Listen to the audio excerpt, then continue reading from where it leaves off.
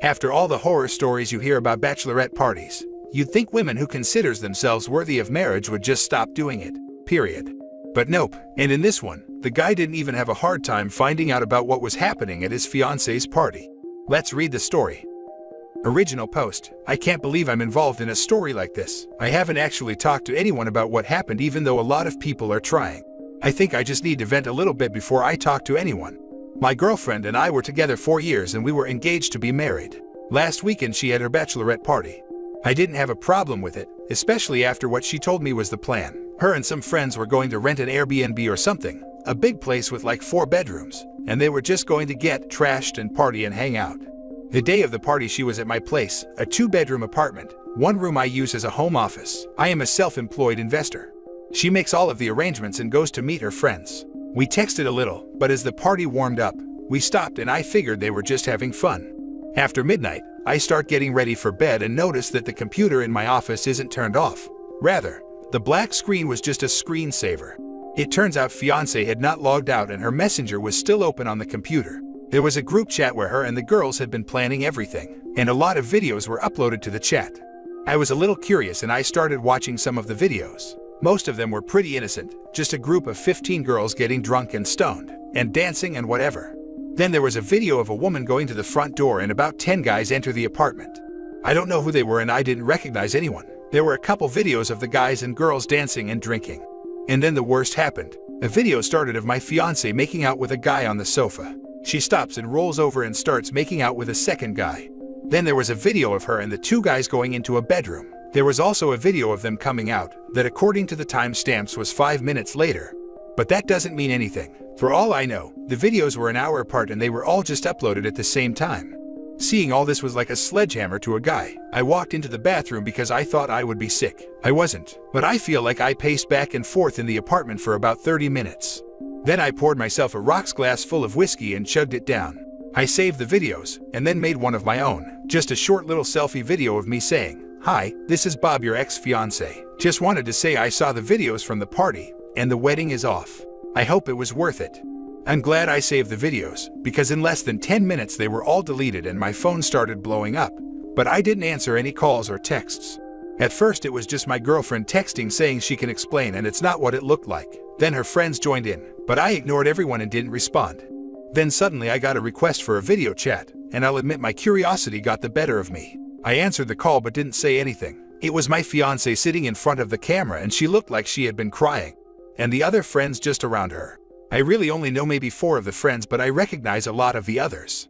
First she started apologizing, but kept saying it wasn't what it looked like. It was just a party and the guys coming over was not planned or anything like that. She said it might have looked bad but nothing happened.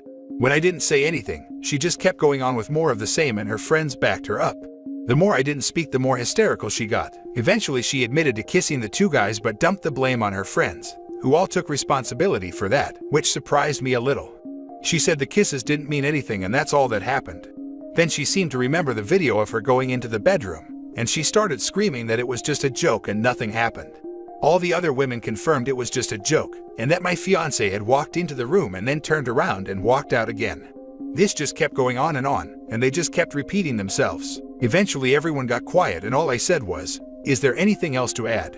She said no, and I just ended the video call. I went onto social media and changed my relationship status to single and posted that the wedding was off, and if anyone had bought a present, they should feel free to return it. Fiancé saw the post and is freaking out even more and just keeps insisting that all she did was kiss and nothing else. I sent her a text saying that if I suspect that her or any of her friends lie about what happened or try to make me the bad guy, then I will post all the videos online. Right now, no one else knows what is happening. This was a couple days ago and everything for the wedding is cancelled, and my fiancé just keeps pursuing me. Any advice on what I should do from here?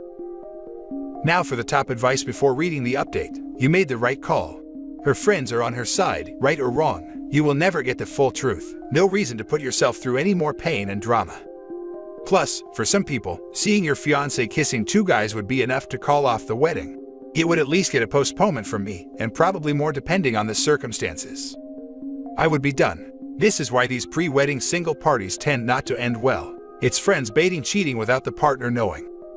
If you want to verify if more did or did not happen, Demand the original videos of her entering and leaving the bedroom. These timestamps should tell you. If she refuses or makes excuses why they cannot provide the footage, this also gives you your answer.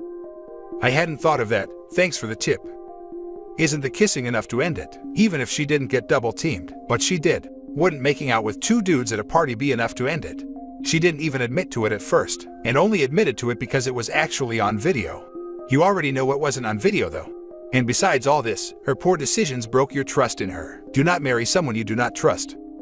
I thought it might be good for my own peace of mind, just so I'm not always wondering. Start with the most generous explanation possible. Her friends invited the guys over without her knowing. She chose to kiss them, but did nothing in the bedroom. If that is an irreparable violation of trust for you, nothing more to do. You are done, except for sorting the possessions. If it isn't a total absolute deal breaker, more work to do.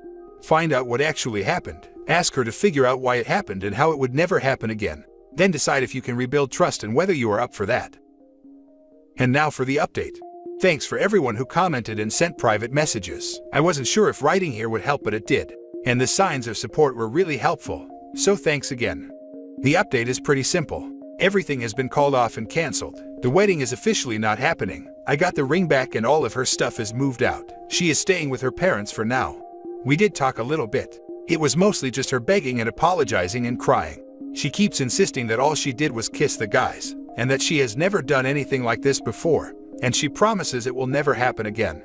Part of me really wanted to believe her, but the problem is that this incident puts our entire relationship in doubt. I think she may be telling the truth, but again the point is, there is no way to know. If it is true that her friends pressured her to do it, then how can I believe they never did it before? We kept going around in circles, because ultimately there is just no way I can be sure. She said she would do anything, including cutting off her friends and only ever drink around me. She really blasted her friends online, saying if at the party had stuck to the original plan, she would still be getting married, so maybe she already cut them off. All I can say is that, at the moment, I am single and I'm just going to live my life. Probably take some time to myself after getting out of a 4-year relationship.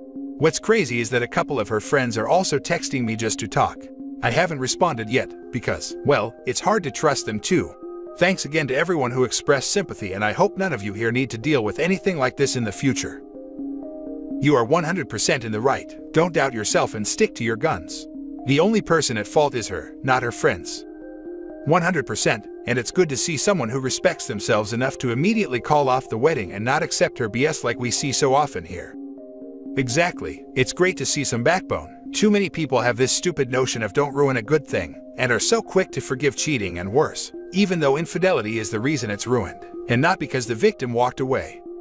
She keeps trying to feed you lies to get you to come back, and when that doesn't work, she's throwing everyone else under the bus so she doesn't have to just admit what she did was wrong. It won't happen again. I was pressured. It's because we didn't stick to the original plan. It's not what it looks like. It's not that bad. All we did was kiss.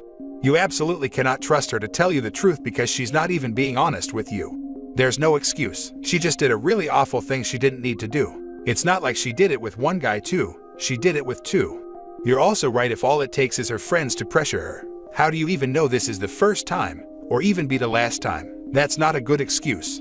Also, she still could have very easily said no and left, or just not made out with both men. You should continue to ignore her friends. They don't have your best interest at heart. They're probably just gonna tell you it was a mistake, except it's not. I say that if OP does stay, he will get the trickle truth, and it will be long and drawn out. Also, Rug's sweeping the situation for the most part after they get back together, since she is already blaming others to take the blame off herself. Also, her friends talking to OP on her behalf are the same friends probably covering for her cheating, and they are biased and can't be trusted. Even if she did blast them on social media, they might have been in agreement for her to do that, to help her get OP back. OP, if no one has recommended it already, get an STD test. The narc's prayer fits well here. That didn't happen, and if it did, it wasn't that bad. And if it was, that's not a big deal. And if it is, that's not my fault. Currently you are at fault here. And if it was, I didn't mean it. And if I did, you deserved it. You did the right thing. Now for the last story. Wife cheated and is now trying to justify her reasons why. Plus update. My wife and I have been together about 12 years and married for 6. We own a home and have 2 children together. When we got together, she was 19 and I was 24. I thought we had a good marriage. We go on trips, concerts, camping, etc., and we rarely fight. Honestly, one of the only things I would have said is a problem is our intimate life is a bit lacking.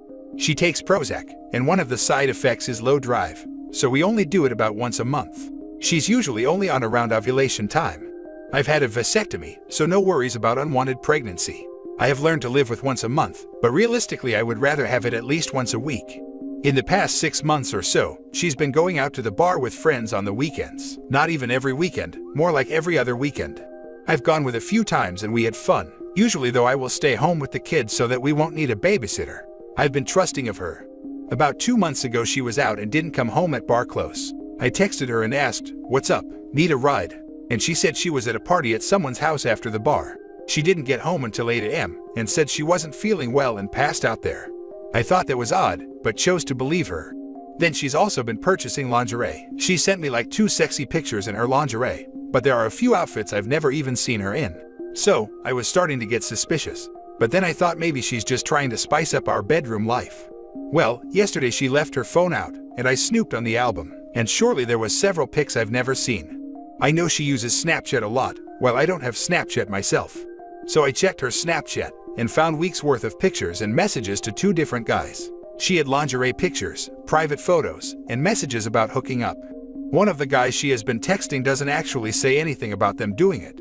It looks like she was just sending him pictures, but I only had a limited time to look. But the other guy, they were messaging about sleeping around, and planning another meetup this weekend. I closed the phone there. There may have been more than those 2 guys, but I didn't want her to catch me. And also, I got all the evidence I needed. I was shaking furious. I planned to wait to confront her, but I couldn't hold it in. I held it in until after the kids were in bed. I told her what I found, and she got mad at me for invading her private messages. To provide context, I leave my Facebook and Twitter signed in on the computer. She can, and does, read my messages whenever she wants, so that argument doesn't hold weight. I said she's just mad she got caught. I had to leave and go for a walk to cool down. When I returned, we had a talk. I told her that I trusted her and she betrayed that trust. I can never trust her the same again. She said that she cheated because she's unhappy and she's been with me since she was 19, and she wants to find out who she is. I told her that is when you ask for divorce or separation, not just go behind my back. She also said that it wasn't that bad, it was just texting. I told her she was sending private photos. She said no. I showed her a screenshot, and she said, "That's just topless." Then I mentioned the messages from the guy about busting on her, and how they're meeting again this weekend. She said they didn't really do it, only kind of. How do you kind of just do it? It's either you did or didn't. She said she's allowed to make mistakes. I told her this is not a mistake. Getting drunk and fooling around once is a mistake. Messaging someone for weeks on end and planning meetings is not an accident. So many thoughts in my head. I'm thinking about divorce, but it's so hard. I can't really afford a lawyer. I don't know what will happen with the house and custody of the kids. I'm also thinking of marriage counseling. I don't know if this is fixable. If she would have told me she was that unhappy, I could have tried to change or whatever she needed, but she never even told me. Then she said she doesn't want to leave me and wants an open relationship. I'm not a ladies' man, I told her, so you think that would be fair? She would be hooking up every weekend and I would be lucky to score once a year outside the marriage. That was such a ridiculous idea that it's almost laughable. I even told her if she seriously wanted to explore, we could have tried to swing with another couple. I would have considered that if she told me that our relationship would be over otherwise. She also told me that she gets some excitement from sending sexy pics and getting a reaction out of people.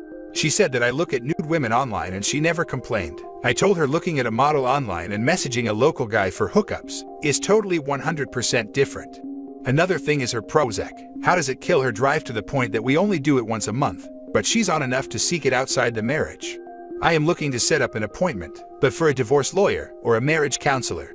Edit to add, I reached out to the guy she's been hooking up with and got no response. I was able to find his address from property tax records. I went over to his house and told him, "You don't know me. I don't know you.